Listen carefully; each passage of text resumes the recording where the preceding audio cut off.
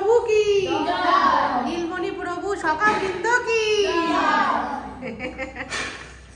হরি বল, হরি বল। নীলমণির মুখে হাসি ছড়িয়ে পড়েছে।